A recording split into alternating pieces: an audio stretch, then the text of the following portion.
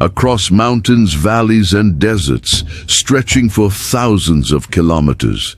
There exists one of the greatest works ever made by humanity, the Great Wall of China. A construction so impressive that for centuries it has fueled myths, legends, and admiration worldwide.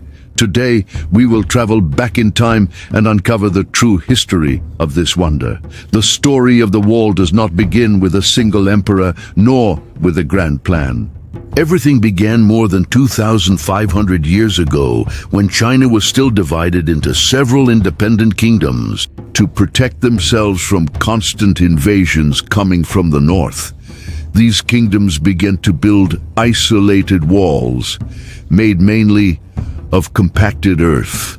They were simple structures, but crucial for defending borders in a period marked by frequent wars. But the great turning point came in 221 before Christ, when Qin Shi Huang became the first emperor of unified China. Determined to protect the newly created empire, he ordered that several of these regional walls be connected. It was a monumental and extremely difficult task. Hundreds of thousands of men, soldiers, workers, and prisoners were sent to remote regions, facing intense cold, stifling deserts and steep mountains. Many never returned. There, the first major segment of the wall we know today was born. Even so, construction continued for centuries. And it was during the Ming dynasty, between the years 1300 and 1600, that the wall transformed into the gigantic fortress we see today. After the fall of the Yuan dynasty of Mongol origin, the Ming feared a new Mongol invasion.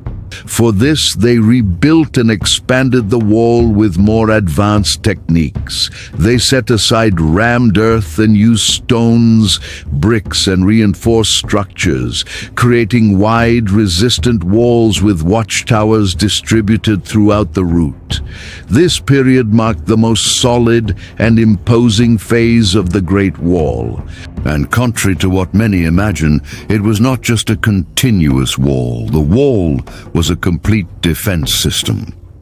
Observation towers allowed for quick communication through smoke signals, flags, and bonfires.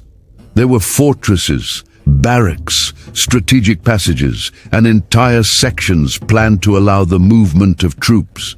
In some places, the width was enough for horsemen to march side by side. It was, above all, a powerful line of protection and a symbol of Chinese power.